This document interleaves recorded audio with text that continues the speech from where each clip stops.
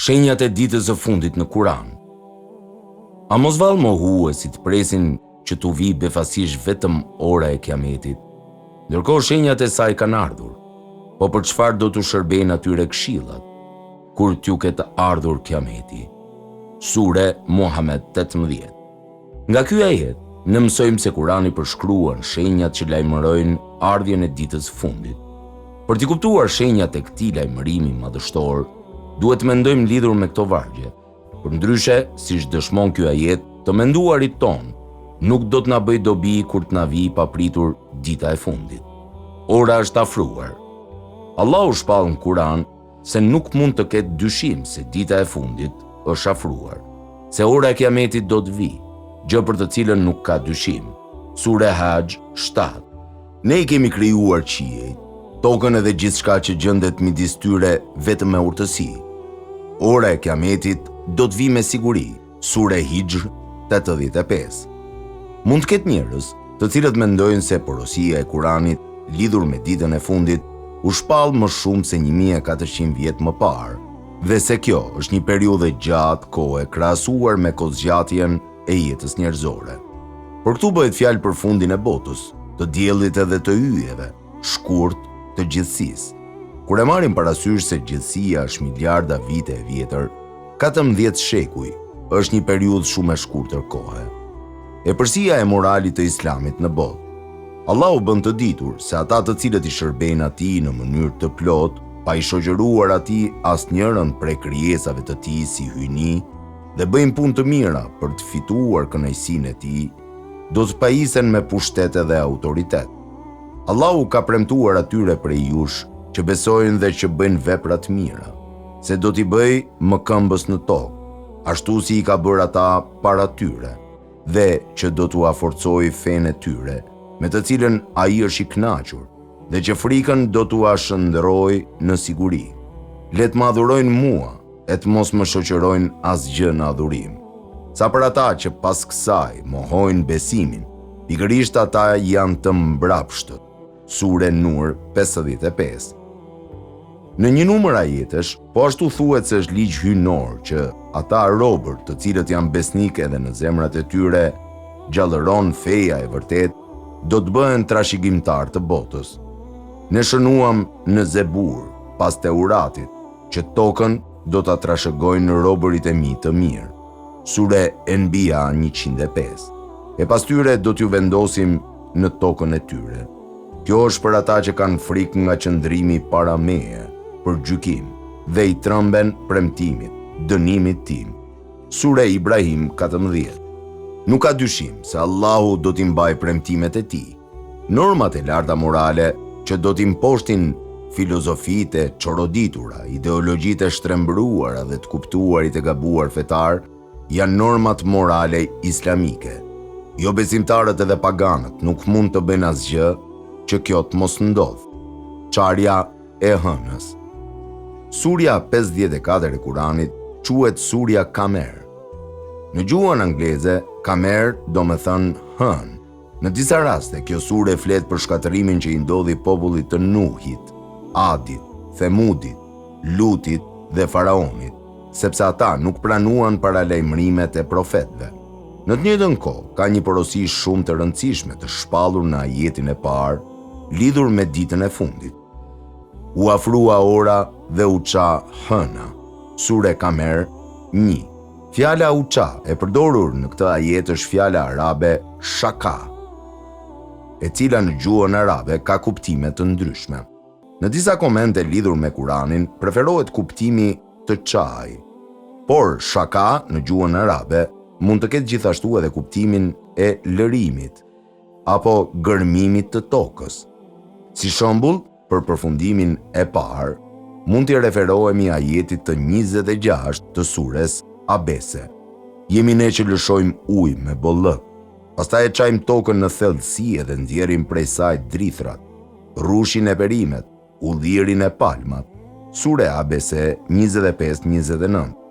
Mund të shihet qartë se kuptimi I fjalës shaka këtu nuk është të çaj.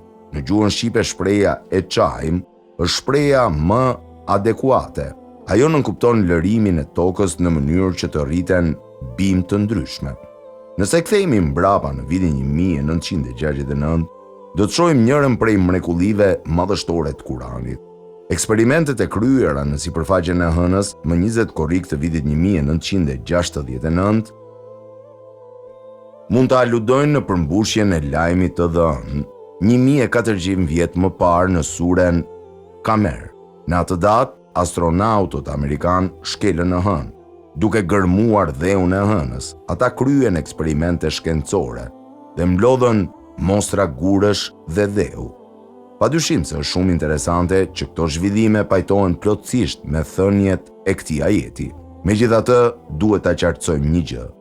Dukuria e çarjes së hënës është sigurisht njëra prej mrekullive e ndarë nga Allahu për profetin ton. Kjo mrekulli është shpallur si vijon në një hadith. Populli i Mekës kërkoi nga i dërguari i Allahut që t'ju tregoj atyre një mrekulli. Ndaj, ai ju tregoi atyre hënën e ndarë në 2 pjesë, midis të cilave ata pan malin Hiram, buariu. Mrekullia e përshkruar më lart është dukuria e ndarjes së hënës e shpallur në këtë ajet. Mirpo, pasi që Kurani është një libër i cili i drejtohet të gjitha kohërave, është gjithashtu e mundshme që i referohet edhe alternimit në hënë në kohën tonë. Padyshim se Allahu e di më së miri. Shenjat e përshkruara nga profeti sallallahu alaihi wasallam po ndodhin njëra pas tjetrës. Në hadithet që kanë arritur tek ne nga profeti sallallahu alaihi wasallam, është dhënë lajmi lidhur me fundin e kohës dhe epokën e artë të Islamit. Kur i krahasojmë këto shenja me ngjarjet që po ndodhin në kohën tonë, mund të shohim shumë dëshmi se jemi duke e jetuar fundin e kohës, dhe të cilat po ashtu lajmërojnë ardhjen e epokës së artë të Islamit. Hadithet e përdorura në pjesët vijuese të këtij libri përmbajnë informacion të tillë të transmetuar nga profeti sallallahu alaihi wasallam. Në këtë pikë lexuesit mund t'i lindë ndonjë dyshim lidhur me të vërtetën dhe vërtetësinë e këtyre haditheve për fundin. Ekziston një metodë për t'i dalluar ato që janë të vërteta prej atyre që janë të pavërteta. Siç e dim, hadithet për fundin e botës lidhen me ngjarjet që do të ndodhin në të ardhmen. Për këtë arsye, kur një hadith me kalimin e kohës vërtetohet si i vërtet, largohet plotësisht dyshimi sa i përket burimit të këtyre fjalëve. Disa dietarë islamik, të cilët bën hulumtime lidhur me temën e fundit të kohës edhe shenjat e ditës së fundit, kanë përdorur këtë kriter. Një ekspert i kësaj teme, Beduizaman Said Nursi, ka thënë se fakti që hadithet lidhur me fundin e kohës u përgjigjen ngjarjeve të vrojtuara në kohën tonë, dëshmon të vërtetën e haditheve.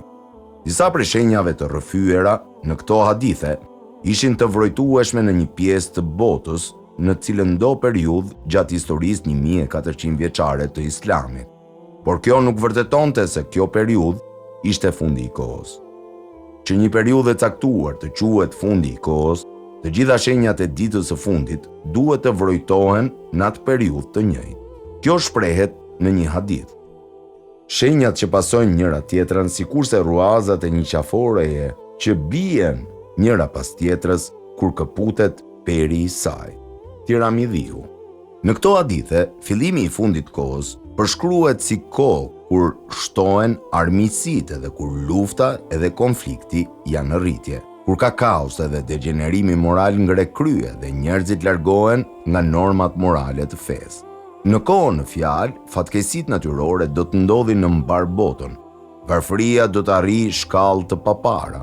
Do të ketë një rritje të madhe të shkallës së krimit, edhe vrasjeve dhe ligësisë gjithandej. Sidoqoftë, kjo do të jetë vetëm faza e parë.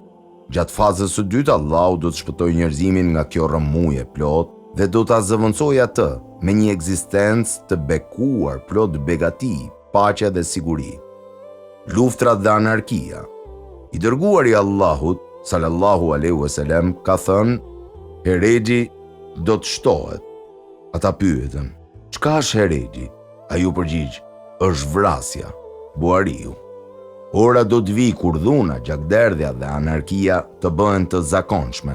Botës nuk do t'i vi fundi derisa të mos vi një ditë kur do të ketë kasapane dhe gjakderdhje të përgjithshme. Muslimi. Nëse hedhim një vështrim 14 shekujve të fundit, Do të shohim se para shekullit të 20 luftrat ishin luftra rajonale, mirë po luftra që prekën çdo kënd në botë, sistemet politike, ekonomitë dhe strukturat e tëra shoqërore kanë ndodhur vetëm relativisht vonë në 2 luftrat botërore. Në luftën e parë botërore, më shumë se 20 milion njerëz vdiqën. Në luftën e dytë botërore, çmimi ishte më shumë se 50 milion njerëz të vdekur.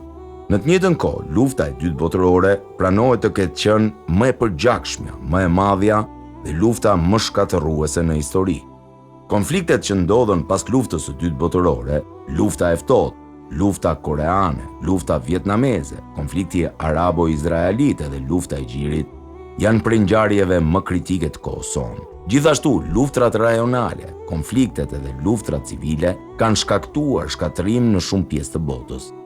Në vendet si Bosnia, Palestina, Çeçenia, Afganistani, Kashmiri dhe shumë vende të tjera, problemet vazhdojnë të shkaktojnë ende vuajtje njerëzve. Një shembull i llojit të kaosit që shqetëson qeniet njerëzore, po aq sa lufta, është terrori i organizuar ndërkombëtar. Siç pajtojnë autoritetet lidhur me këtë çështje, aktet e terrorit janë shumë fishuar në gjysmën e dytë të shekullit 20. Vërtet, madje mund të thuhet se terrori është një dukuri e veçantë për shekullin e 20. Organizatat që përqafojnë racizmin, komunizmin edhe ideologji të ngjashme, apo me qëllime nacionaliste, janë të përfshira në akte brutaliteti me ndihmën e teknologjisë në zhvillim. Në historinë bashkëkohore botërore, aktet e terrorit shpesh kanë nxitur rrëmuj. Shumë gjak është derdhur dhe një numër shumë i madh i njerëzve janë gjymtuar apo vrarë. Shkatrimi i qyteteve të mëdha, luftrat dhe fatkeqësitë. Qytete të mëdha do të shndrohen në rënoja dhe do të jetë sikur të mos kishin ekzistuar një ditë më parë. Shkatrimi i qyteteve të mëdha për të cilat flitet në këtë hadith na sjell në mendje shkatrimin që tani rezulton nga lufta dhe fatkeqësitë e ndryshme natyrore. Armët bërthamore, aeroplanët, bombat, predhat, raketat dhe armët e tjera bashkëkohore kanë shkaktuar shkatërim të papërshkrueshëm. Këto armë me fuqinë e tyre të shkatërruese kanë shkaktuar një shkatërrim të paparë më herët. Vërtet, qytetet e mëdha që kanë qenë në shënjestër janë më të prekurat nga ky shkatërrim. Shembull për këtë është shkatërrimi i pakrahasueshëm i luftës së dytë botërore, me përdorimin e bombës bërthamore në luftën më të madhe botërore. Hiroshima dhe Nagasaki u shkatëruan plotësisht. Si pasojë e bombardimit të madh, kryeqytetet europiane dhe qytetet e tjera të rëndësishme pësuan një shkallë të madhe shkatërrimi. Në vitet e fundit, uraganet, stuhit, tajfunet edhe fatkeqësitë të tjera si këto kanë pasur një ndikim shkatërrues në kontinentin amerikan, si dhe në disa vende të tjera të botës. Veç kësaj, vërshimet kanë shkaktuar rrëshqitje dheu, të cilat kanë glabëruar disa qendra të populluara. Për më tepër, tërmetet, vulkanet edhe dallgët e mëdha, tsunamit, po ashtu kanë sjellë shkatërrim të madh. Prandaj, i gjithë ky shkatërrim i shkaktuar mbi qytetet e mëdha nga këto fatkeqësi është gjithsesi një shenjë e rëndësishme.